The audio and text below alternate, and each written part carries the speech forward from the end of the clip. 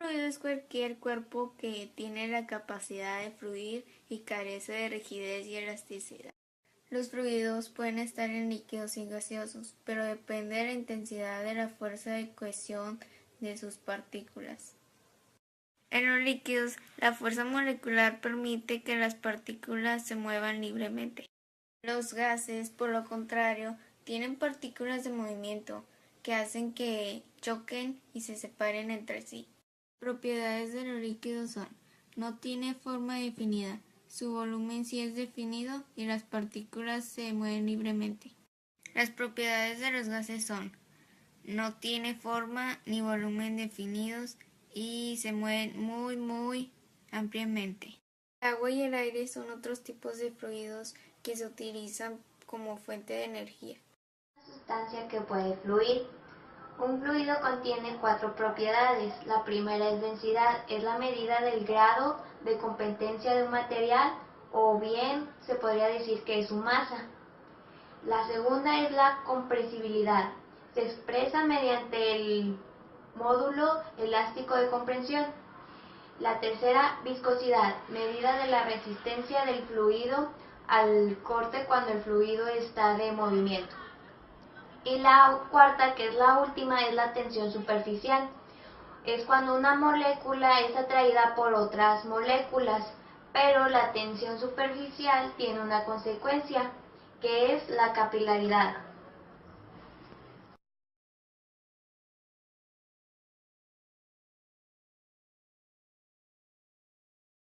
Distribución de agua en un edificio. El fin de los suministros de agua es aportar y recaudar agua a todos los puntos de consumo del edificio. Otra función también es el del funcionamiento del calentamiento del agua. Bueno, no del agua, para las cosas que ocupen calor, agua caliente y así. También se encarga de llevar agua a las instalaciones que lo requieren, como calefacción, refrigerador, sanitarios, lavabos. Su funcionamiento es una red a presión, que puede venir dada de una red directa de urbana o ya cuando es insuficiente, mediante un grupo de presión, que éste se sitúa en el mismo edificio. Presiones de funcionamiento. Se estima que la presión mínima en el punto más desfavorable, o sea, en el punto más alto o más lejos, es mínimo de 50 kilopascales. Esta presión llamada residual. Y para un buen funcionamiento debe tener un poco más, pero eso sí, limitada. Esta se estima que es de unos 500 kilopascales. Las instalaciones pueden dividirse en tres. La primera es la de derivación del piso.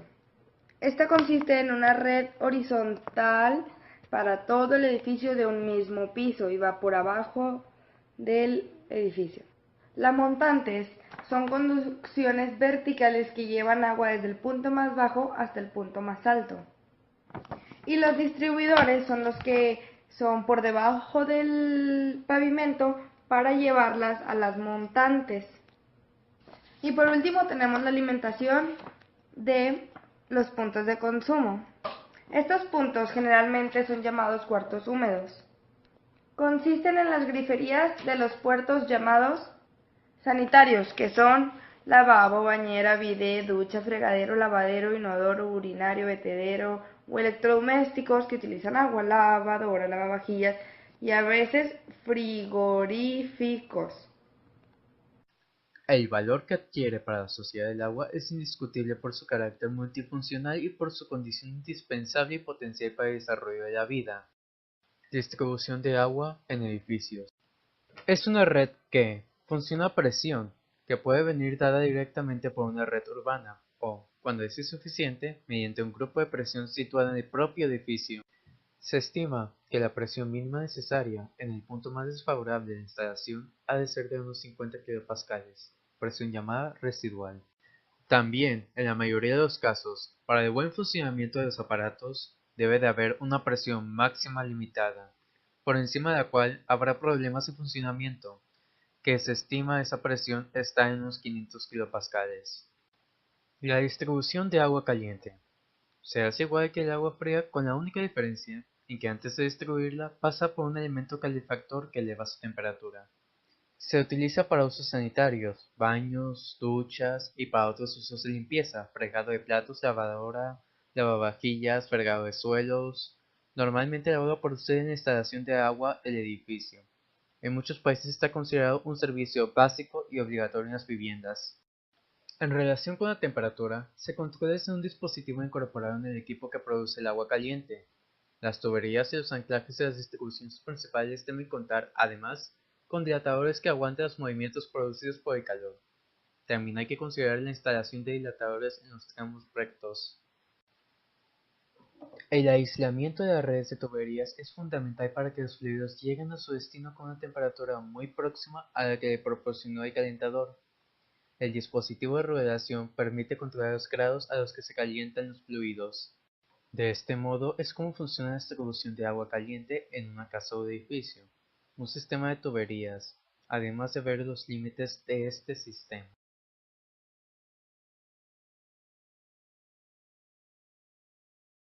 ¿Cómo es la distribución de gas en las viviendas? Existen dos tipos de gases, el gas butano y el gas natural. Es menos denso que el butano, pero su poder calorífico es mucho más que este. Gas, sea considerada de vivienda, aparte de estar en una vivienda, debe tener una presión máxima de 4 bares. Las partes de una instalación de gas canalizado son las siguientes. Es la red general de transporte.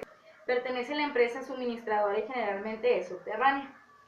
El segundo es la estación de regulación, el caudal y la presión del gas que circula por la tubería.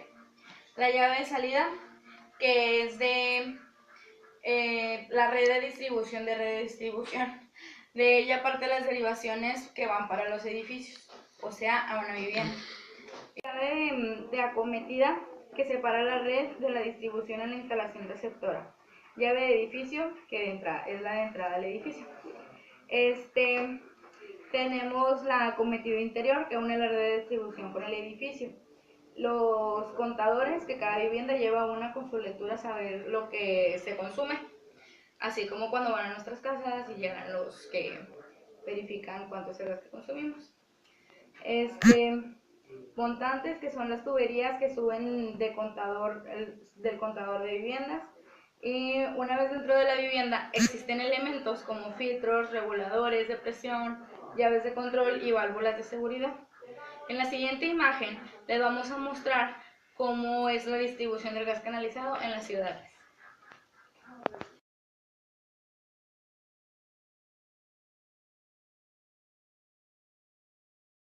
Una ventaja y desventaja sobre el gas natural. La ventaja es que el gas natural es flexible y no deja residuos consistentes, pero tenemos una gran desventaja. Lo que ocurre es que el gas natural ocupa mucho espacio, mucho más espacio que un líquido y un sólido.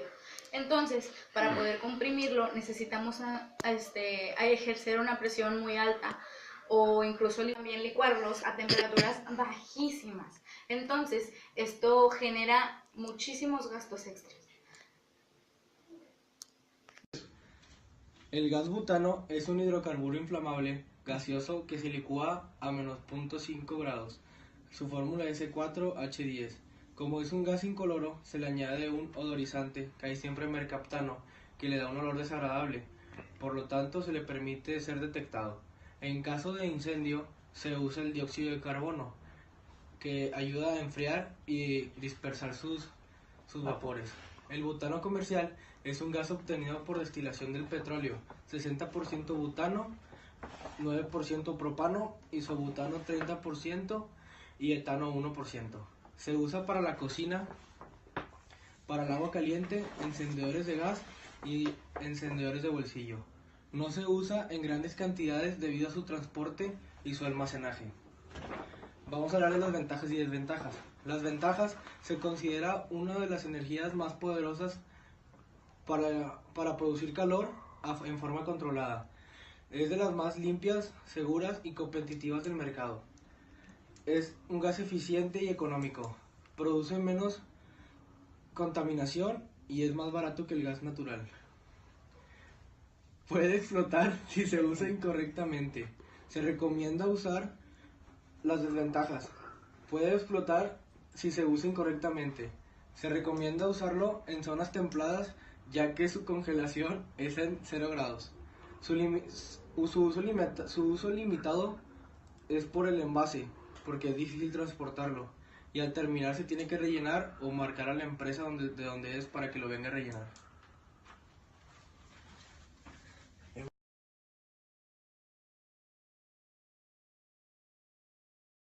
Un ejemplo de drenajes es un sistema de tuberías para gestionar los residuos en hospitales.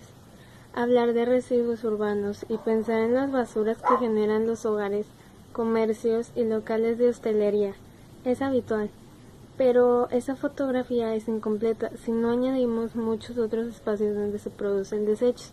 Las infraestructuras críticas para una ciudad son una de las fuentes donde generalmente mayor cantidad de desperdicios se producen, por lo que su adecuada gestión se hace esencial.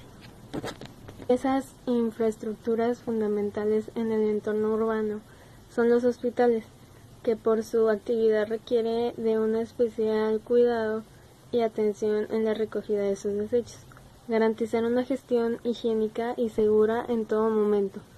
Cobra especial relevancia en una de las instalaciones en las que se protege la salud de las personas. ¿Cómo pueden afrontar estos centros la eliminación de las basuras de una forma inteligente? El ejemplo más reciente de una gestión de residuos innovadora se encuentra en Canadá. El Jewish General Hospital de Montreal acaba de incorporar un sistema neumático para gestionar los residuos en 254 camas, transportados a través de 2 tuberías por el interior del centro hospitalario. Una de ellas se dedica a la ropa blanca y la otra a los residuos generales. La compañía Envac Iberia, creadora del sistema de gestión de residuos mediante tuberías subterráneas e interiores, ha sido la encargada de diseñar e instalar este método en un hospital de Canadá. En este caso, el sistema se ha instalado en un edificio ya construido que necesitaba mejor la eficiencia relacionada con los procesos críticos de la logística hospitalaria. La nueva instalación genera ahorros cercanos al 20% en la gestión de la logística inversa, según las previsiones de la dirección del hospital.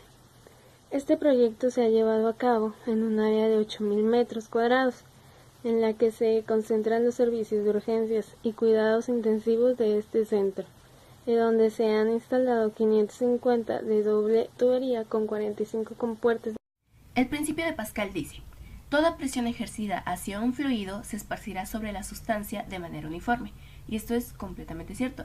Un pequeño ejemplo sería, por ejemplo, esto, que ocupe solamente una jeringa pequeña y un globo pequeño, donde si ponemos suficiente presión, aumenta el área del globo. Y aquí aumentó.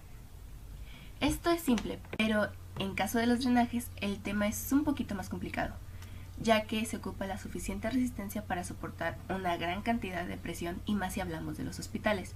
Los hospitales manejan residuos, y estos no son fáciles de transportar. Por eso se menciona en el ejemplo anterior la planificación que tiene que tener un hospital para poder crear un sistema de tuberías. Muchos residuos son muy densos, difíciles de trasladar de un lado a otro, y más si hablamos de tubos, que aunque tienen diferentes tamaños, requieren una gran presión y más en específicas áreas, sin olvidar la resistencia de los materiales con los que deben de ser construidos. Así que, en conclusión, sí, los fluidos son muy difíciles de tratar.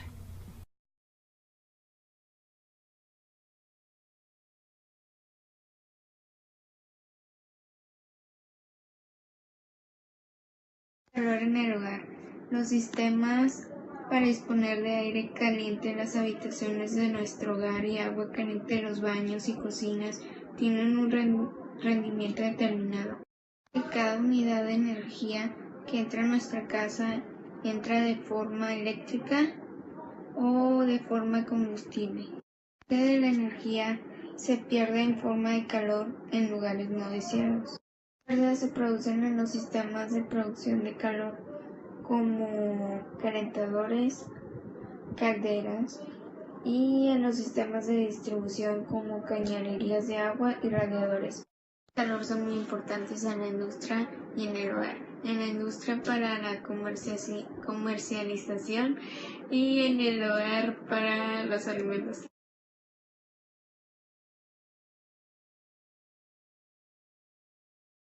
En hogares, industrias y empresas. Ya que se me hace interesante y algo fácil, porque existen diferentes fuentes de calor a través de las cuales nos podemos proporcionar la energía necesaria para calentar edificios, casas o viviendas. Existen diferentes fuentes de calor como la electricidad en cualquier tipo de sus formas, como la caldera eléctrica, bomba de calor, termocalentador, etc. El gas natural, que es más utilizado en zonas urbanas ya que tiene buen rendimiento. El gas butano, ya que es utilizado como fuente de alimentación para una caldera. El gas propano, que es utilizable como fuente de alimentación a la producción de agua caliente. Algunas fuentes de calor pueden ser utilizadas en diferentes equipos de transformación, aprovechando siempre el mejor momento en que se puede sacar mejor rendimiento de un tipo de fuente.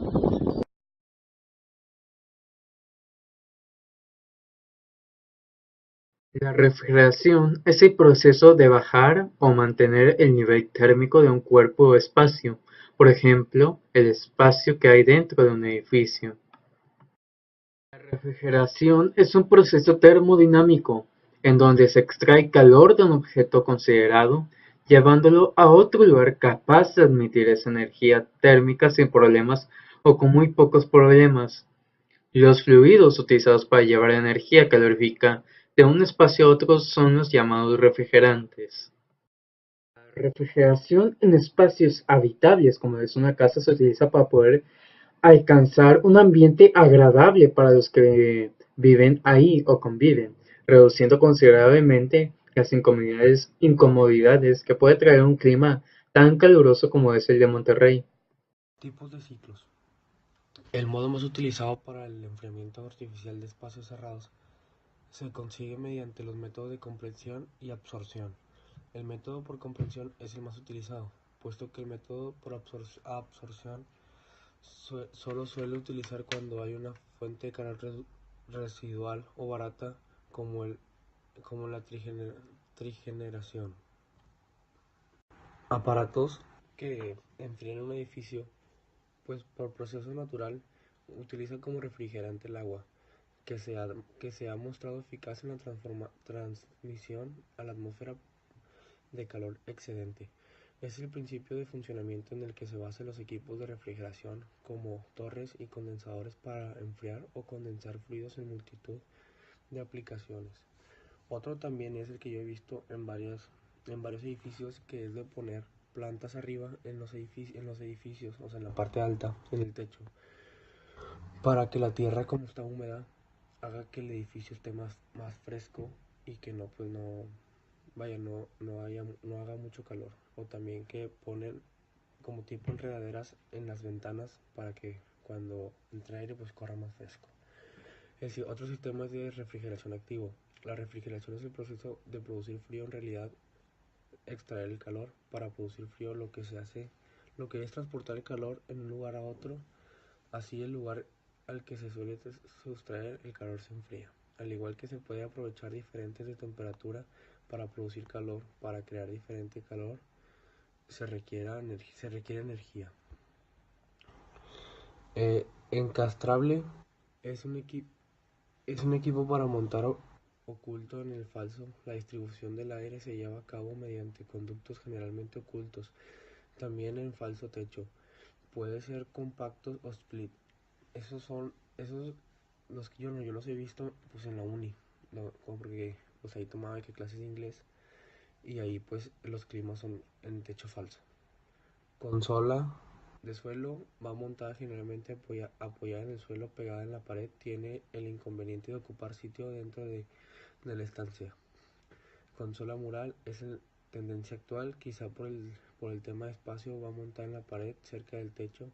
Las dimensiones se reducen al máximo y se integran la decoración. puede ser split o multi-split. La refrigeración por absorción. Un método alternativo de refrigeración es por absorción. Sin embargo, este método por absorción solo se puede utilizar cuando hay una fuente de calor residual, por lo que la producción de frío es mucho más económica y ecológica, aunque su rendimiento es bastante menor. Y sistemas de pasivos de refrigeración. Ventilación cruzada. Es un método en el que la apertura relativamente grande en la cara expuesta al viento y otra más pequeña en la cara contraria, ambas con posición central. El aire ahora ingresa con mayor facilidad, aunque son velocidades interiores moderadas. Se forma una franja con ventilación relativamente buena, mientras que las zonas laterales muestran una ventilación deficiente.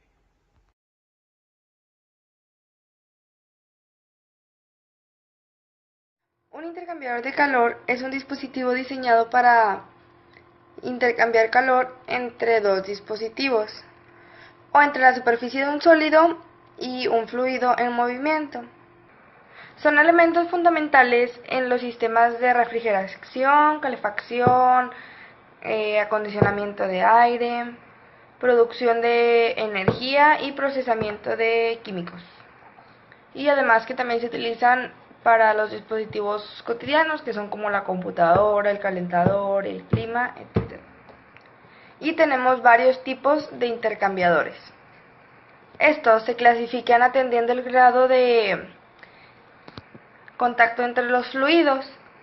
Primero tenemos los intercambiadores de contacto directo. Son aquellos en los que el intercambio se hace por mezcla física.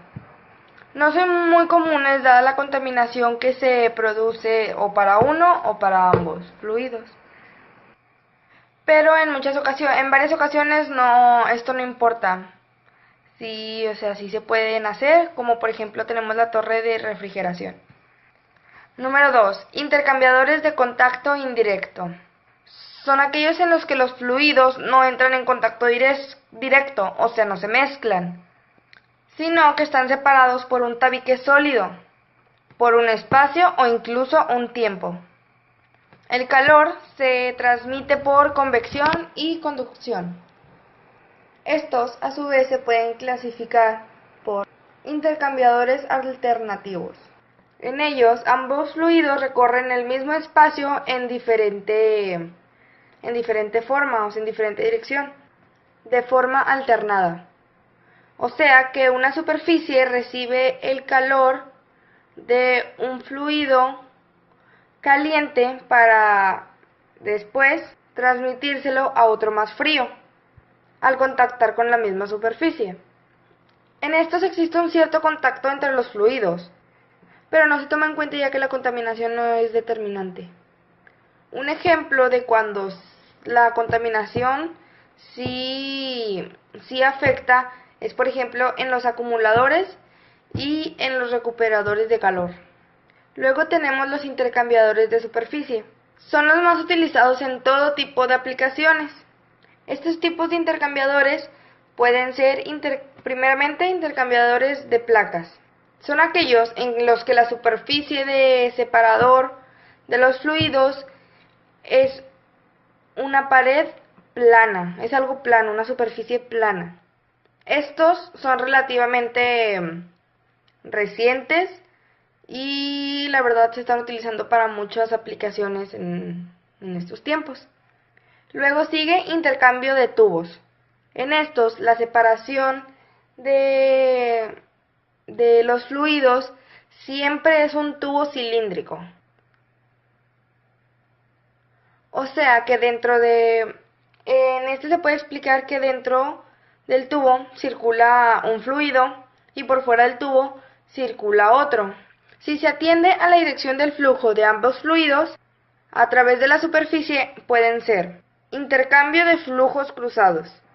Es cuando la corriente entre los dos fluidos forman un ángulo entre sí. Son los más utilizados para un intercambio entre líquidos y gases. Intercambios de flujos paralelos. Es cuando su nombre lo dice, los flujos de ambos fluidos surge en la misma dirección y pues paralelamente. Atendiendo el sentido de circulación, en esto se desglosan paralelos.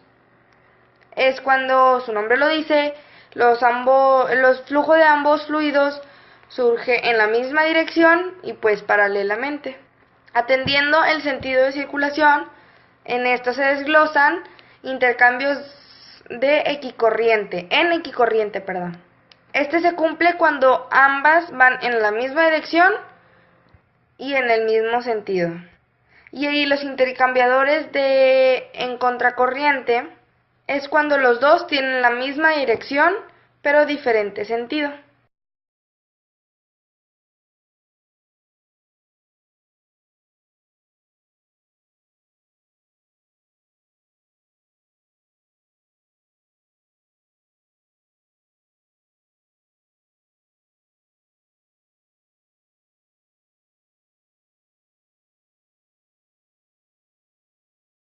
Las imágenes que mostramos anteriormente son de un experimento realizado en la clase de física. Ahí pusimos un poco de agua en un globo y el globo lo pusimos después sobre una pequeña llama, era una vela. Entonces observamos cómo es que al pasarlo o dejarlo incluso ahí por unos cuantos segundos el globo nunca se rompió. Intentamos realizar lo mismo pero sin el agua, o sea, el globo solamente con aire y sin agua. Obviamente pasó lo siguiente.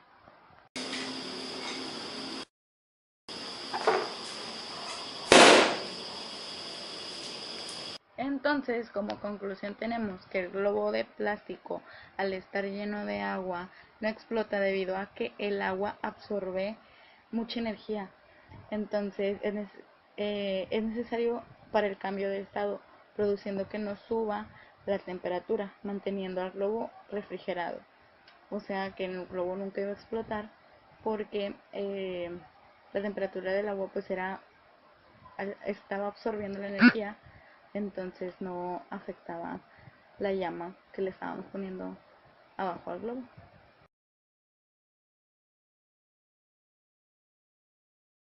Hablar de lo que es los fenómenos atmosféricos, son los que ocurren dentro de la atmósfera dentro de lo natural, o sea, de forma natural y que no intervenga el ser humano. Eso es lo que es un fenómeno atmosférico. A continuación explicaré o daré algunos ejemplos. Bueno, las tormentas son fuertes perturbaciones atmosféricas acompañadas de vientos, truenos, relámpagos y precipitaciones abundantes. Los tornados corresponden con una depresión o borrasca de pequeña extensión pero de gran intensidad que da lugar a un remolino visible. Y el granizo se origina cuando el viento es fuerte y las temperaturas son bajas, donde los fuertes vientos llevan grandes gotas de agua que al congelarse dan granizo o predisco que puede alcanzar hasta varios centímetros de diámetro. Bueno, como anteriormente lo dije, los fenómenos atmosféricos ocurren de forma natural y estos fueron algunos pequeños ejemplos. También un fenómeno atmosférico sería el viento, la lluvia, las nubes, los truenos, etc. Los fenómenos atmosféricos, como ya se mencionó, se crean dentro de la naturaleza, pero para que esto suceda intervienen muchos factores, como la temperatura, el suelo, la presión atmosférica, la humedad, condiciones del territorio donde se presentan y muchos más. Es por eso que los fenómenos naturales son muy variados y de distintas magnitudes. Por ejemplo, los que estamos acostumbrados a ver son unas pequeñas ráfagas de viento, algún rayo, un trueno, algo simple que nos encontramos cotidianamente y que es un fenómeno natural, pero es de una magnitud muy baja que no lo sentimos algo para resaltar. Pero cuando ya nos referimos a un fenómeno como un huracán, un tornado, un incendio tal vez, ya es algo que le afecta a la sociedad por tal fuerza y del gran territorio con el cual se expandió este fenómeno. Y también son muy variados porque los fenómenos que cotidianamente vemos aquí en nuestro país no serán los mismos que nos encontremos al otro lado del mundo, pues como ya mencioné, el territorio es un gran factor.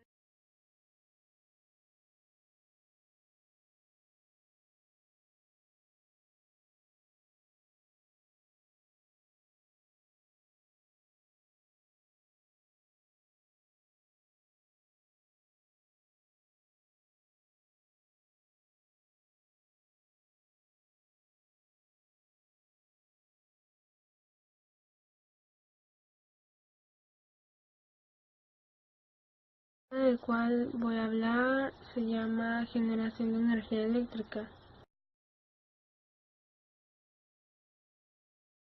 En general, la generación de energía eléctrica consiste en transformar alguna clase de energía, ya sea química, cinética, térmica, lumínica, nuclear, solar, entre otras, en energía eléctrica. Para la generación industrial se recurre a instalaciones denominadas centrales eléctricas, que ejecutan alguna de las transformaciones citadas. Estas constituyen el primer escalón del sistema de suministro eléctrico. La generación eléctrica se realiza básicamente mediante un generador eléctrico.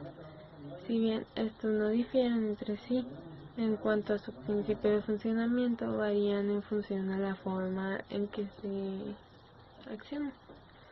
Desde que se descubrió la corriente alterna y la forma de producir en los alternadores, se ha llevado a cabo una inmensa actividad tecnológica para llevar la energía eléctrica a todos los lugares habitados del mundo, por lo que junto a la construcción de grandes y variadas centrales eléctricas se han construido sofisticadas redes de transporte y sistemas de distribución. Sin embargo, el aprovechamiento ha sido y sigue siendo muy desigual en todo el planeta. Así, los países industrializados o del primer mundo son grandes consumidores de energía eléctrica, mientras que en los países en vías de desarrollo apenas disfrutan sus ventajas. La demanda de energía eléctrica de una ciudad, región o país tiene una variación a lo largo del día. Esta variación es una función de muchos factores, entre los que destacan tipos de industria existentes en las zonas y turnos que realizan en su producción, climatología, extremas de frío o calor, tipos de electrodomésticos que utilizan más frecuentemente, tipos de calentador de agua que hayan instalado en los hogares, las estaciones del año y a la hora del día en que se considere la demanda. La generación de la energía eléctrica debe seguir la curva de demanda, y a medida que aumenta la potencia de demanda, se debe incrementar la potencia suministrada. Esto conlleva a tener que iniciar la generación con unidades adicionales, ubicadas en la misma central o en centrales reservadas para estos periodos. En general, los sistemas de generación se diferencian por el periodo de ciclos en el que está planificado que sean utilizados. Se considera de base nuclear y la eólica, de valle la termoeléctrica de combustibles fósiles y de pico de hidroeléctrica, principalmente combustibles y fósiles que pueden usarse como base si es necesario.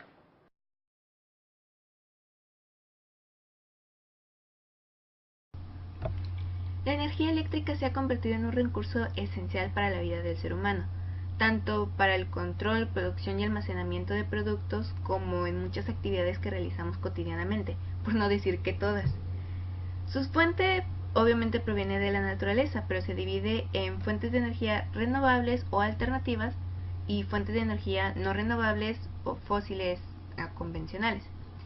Las renovables son fuentes de energía inagotables o pueden ser repuestas en un corto o mediano plazo. Estas fuentes están bastante extendidas por todo el mundo y ahorita han tenido una gran importancia por el cuidado del medio ambiente.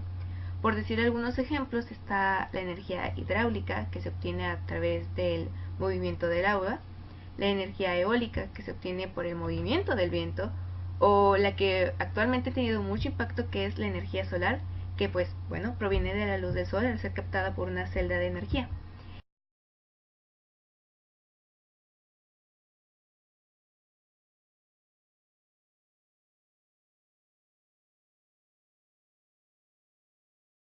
Como existen las energías como la eólica y la solar, también existen energías que contaminan al medio ambiente.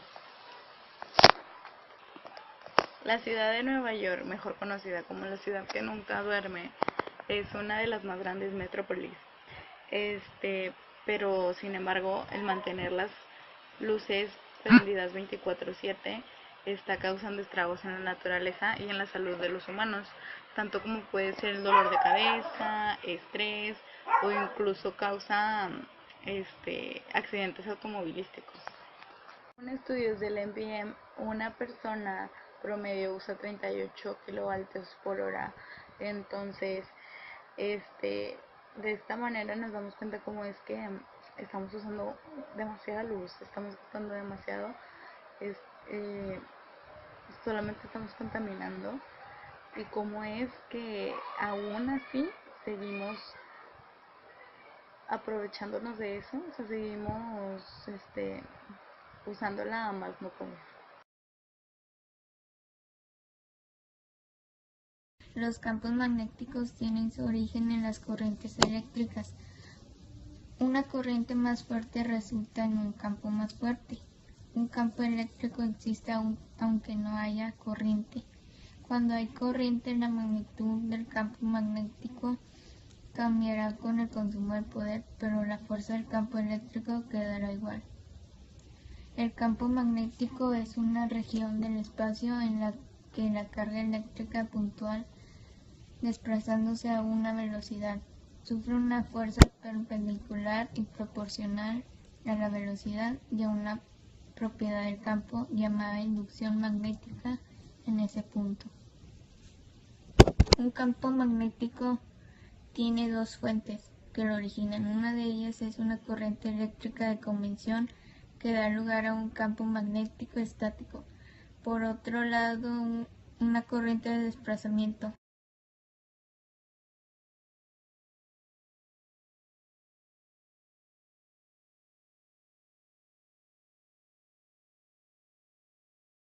Voy a hablar de lo que es un campo electromagnético.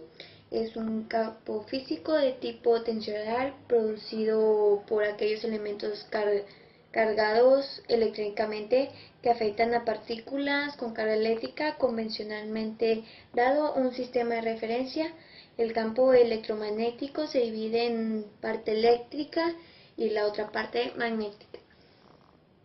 Bueno, pues ahora platicaré de las fuentes naturales de campos electromagnéticos. Bueno, en el medio ambiente en que vivimos hay campos electromagnéticos por todas partes que son invisibles al ojo humano. Se producen campos electromagnéticos por la acumulación de cargas eléctricas determinados en zonas atmosféricas por efecto de tormentas. El campo magnético terrestre provoca la orientación de las agujas de los compases en dirección norte-sur y los peces lo utilizan para orientarse. Ahora hablaré de las fuentes electromagnéticas creadas por los hombres. Bueno, pues además de las fuentes naturales electromagnéticas que anteriormente se las platiqué, también existen fuentes creadas por el hombre. Un ejemplo es los rayos X, que es un campo electromagnético creado por el hombre. Bueno, la electricidad surge de cualquier toma de corriente y lleva asociados campos electromagnéticos de frecuencia baja. Además, diversos tipos de ondas de radio de frecuencia más alta se utilizan para transmitir información, ya sea por medio de antenas de televisión, estaciones de radio o estaciones de bases de telefonía móvil.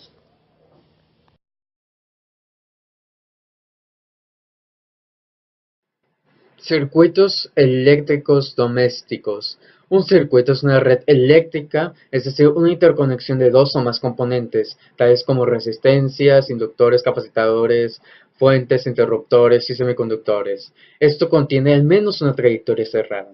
Los circuitos que contienen solo fuentes, componentes lineales y elementos de distribución lineales pueden analizarse por métodos algebraicos para determinar su comportamiento en corriente directa o corriente alterna. En general, un circuito que tiene componentes electrónicos es denominado un circuito electrónico.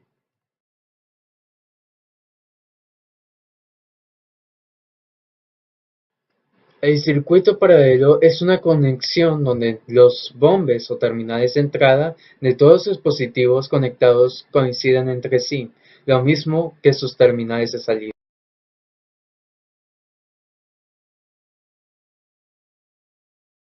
Un circuito en serie es una configuración de conexión en la que los bombes o terminales de los dispositivos se conectan secuencialmente.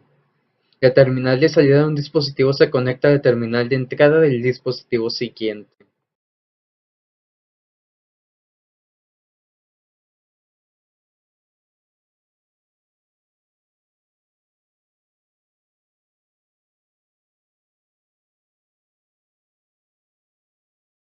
Voy a hablar sobre las fuentes de sonido. Bueno, los diferentes tipos de sonido que se, que se transmiten a nuestro alrededor sirve para identificarlo, lo que está, pues, lo que nos engloba. Por ejemplo, pues si cierras los ojos y si no escucharas, pues no sabríamos qué tendríamos al lado. Por lo tanto, si escuchamos, si cerramos los ojos, fue un ejercicio que nos pusieron en física en tercer semestre, en tercero de secundaria, que teníamos que identificar los sonidos que estaban al lado. Al verlos es más fácil identificarlos que al escucharlos, ya que con el timbre y el tono muchos son parecidos. Los diferentes tipos de sonidos permiten identificar o sea, más fácil lo que está a nuestro alrededor con el oído. Y el sonido viaja a través de ondas del aire, las cuales hacen vibrar al tímpano, y de esa manera escuchamos débiles y graves, que son los agustos, que son cantos de pájaros, instrumentos musicales, sonidos armónicos, cantos de pájaros, ya los dije, cascadas, cosas que nos hacen como que nos relajamos, que nos sintamos a gusto. También están las fuertes y agudas, que son los desagradables, como gritos, gruñidos de animales, que raspea, o sea, que con el mofle cuando pasas el bordo y raspa y suena feo, trompetas cuando vas a los estadios, todo eso. Aplicamos en fuentes de sonido lo que sería tener volumen más alto, ya que quieres dar una idea a expresar, por ejemplo, en los estadios cuando usan de que el altavoz o ponerse como un tipo de cono para que escuche la voz más fuerte, transmitir sonidos con trompetas, bocinas, que serían para mí las fuentes que son las que se transmiten, y que también serían las cascadas en lo armónico, cantos de pájaros, pues en lo natural, el aire, la lluvia, truenos, cosas por el estilo. La importancia entre más como también depende, es subjetivo para mí en cuanto a si sean a gustos o no, porque hay mucha gente que sí les gusta de que sonidos más, unos sonidos que otros. Aquí, o sea, no tengo impresora porque pues no me jaló, y aquí tengo unos ejemplos. Por ejemplo, aquí pues el altavoz es el que usan, por ejemplo, cuando estás en la calle y están promocionando un artículo, o sea, que lo ponen como grabadora, sonidos armónicos como la guitarra, amplificar la voz en cuanto a micrófonos, poner la música más alto para las bocinas. También sirve como un amplificador, pero pues ya es con tu voz natural. Por lo tanto, diferentes tipos de sonido permiten que conozcamos mejor lo que tenemos a nuestro alrededor. El sonido viaja por medio de ondas que a través del aire hacen vibrar nuestros tímpanos. De esa manera es de la que escuchamos. Tal como cuando lanzamos una piedra al mar o al río.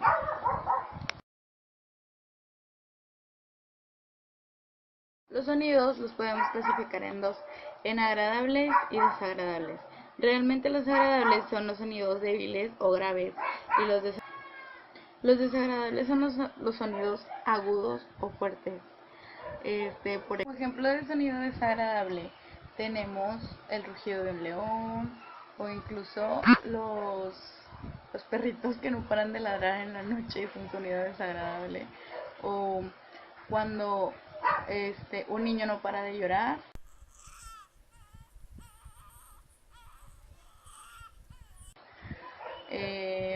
o cuando tocan una corneta, incluso el sonido de la licuadora. Y por último, como ejemplo de un sonido agradable, tenemos cuando cae el agua de las cascadas.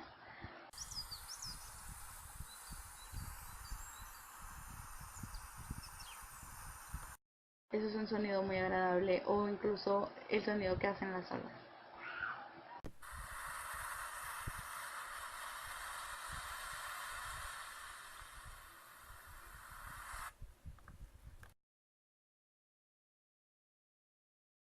Transmisión del sonido. El sonido se transmite en cualquier medio, ya sea sólido, líquido o gaseoso, pero no en el vacío. Cuando se produce la vibración sonora, el sonido no llega a nuestros oídos de inmediato, sino que tiene que encontrar un camino para poder llegar.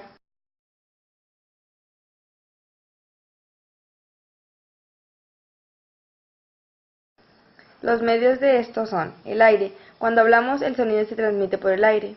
El agua. Las ballenas transmiten sus sonidos a través del agua.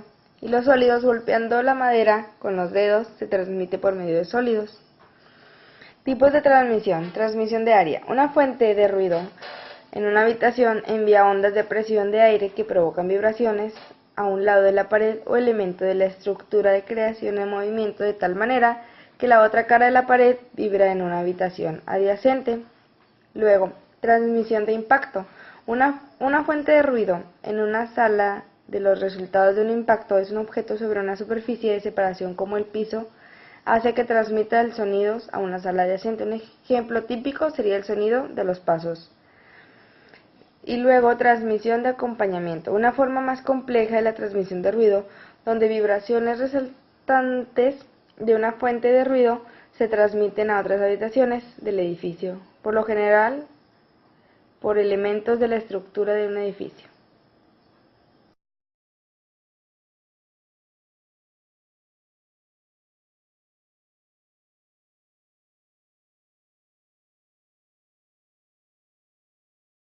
Vamos a hablar es la rapidez del sonido. Casi todos los sonidos que escuchamos se transmiten a través del aire, pero el sonido se transmite con más intensidad y más aprisa en el metal que en el aire. El sonido no se propaga en el vacío, siempre debe existir un medio. Este se transmite con más rapidez en los líquidos que en los gases, y todavía más aprisa en los sólidos.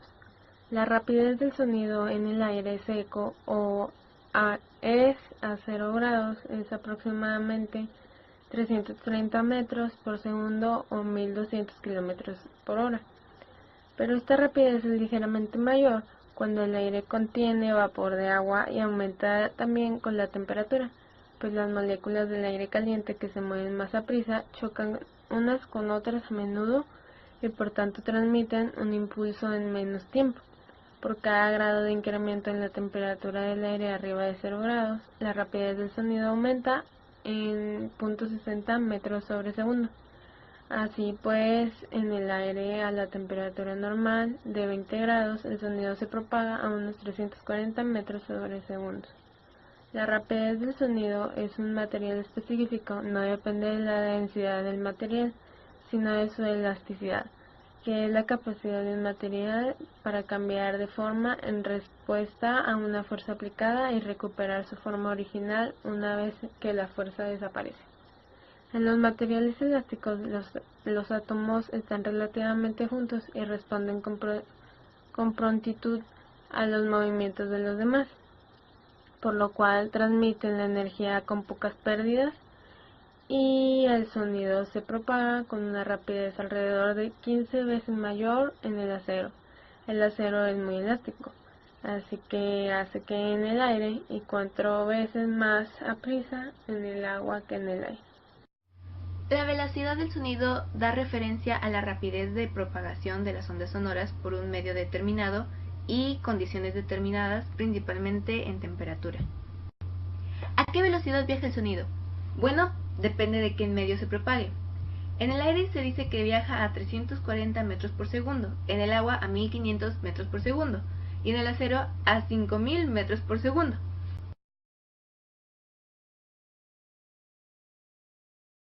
Pues mientras más elástico es el material, mayor es la rapidez con la que se transmite el sonido, y este sonido tiene mayor fuerza cuando es en sólidos, y a mayor temperatura, mayor rapidez en la transmisión del sonido. Podemos citar el juguete que utilizábamos de niños, que consistía en 2 vasos y una cuerda tensada. Para nosotros era fácil enviar mensajes a través de este, porque como se mencionó, es un medio elástico, es sólido, además de que la velocidad del sonido era muy rápido debido a que se tensaba por una cuerda, era un medio vertido.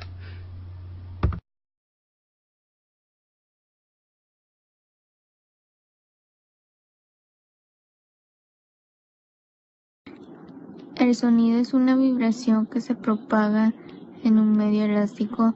Para que se produzca sonido se requiere la existencia de un cuerpo vibrante, denominado foco, y de un medio elástico que transmita esas vibraciones, que se propagan por él, constituyendo lo que se denomina onda sonora. Si un foco emite ondas en todas direcciones uniformemente, la energía a una distancia r del mismo estará distribuida uniformemente sobre una corteza esférica del área 4pi por r al cuadrado. Si la potencia media emitida por el foco es Pm, se denomina intensidad a la potencia por unidad de área a una distancia r del foco, que está incidiendo normalmente en la dirección de propagación. La unidad utilizada por el Sistema Internacional de Unidades es el vatio por metro cuadrado. El oído humano tiene la capacidad de escuchar sonidos a partir de una intensidad de 10 a la menos 12 vatios por metro cuadrado.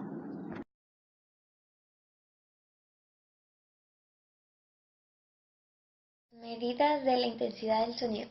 La intensidad del sonido se define como la potencia acústica por unidad de área. El contexto habitual es la medición de intensidad del sonido en el área en el lugar del oyente. Las unidades básicas son voltios entre metros cuadrados o voltios entre centímetros cuadrados. Hay muchas mediciones para la intensidad del sonido y se hacen con relación a la intensidad del umbral de audición estándar. Y pues para que se den una idea, es más o menos así. La intensidad igual a 10 menos 12 voltios entre metros cuadrados, o la intensidad igual a 10 a la menos 16 voltios entre centímetros cuadrados.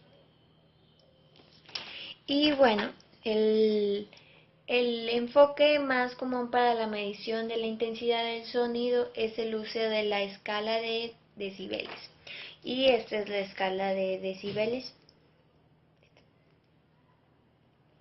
Y bueno, pues los decibeles miden la relación de una intensidad, cada intensidad con la intensidad del umbral de audición, y de modo que este umbral toma el valor de 0 decibeles. Para evaluar el volumen del sonido como distintivo de una medida de la intensidad objetiva, se debe ponderar con la sensibilidad del oído. Y eso es una de las medidas de la intensidad del sonido.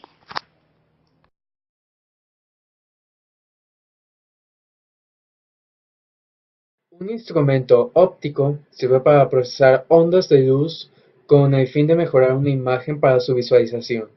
Y para alcanzar las ondas de luz o fotones para determinar propiedades características. Un ejemplo de dispositivo óptico es el proyector, donde la luz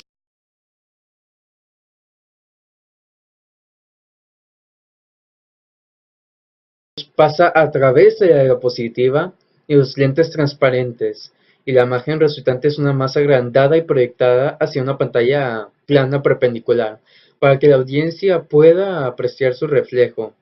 La imagen se puede proyectar en una pantalla plana para diapositivas, generalmente usada en presentación automática para visión cercana.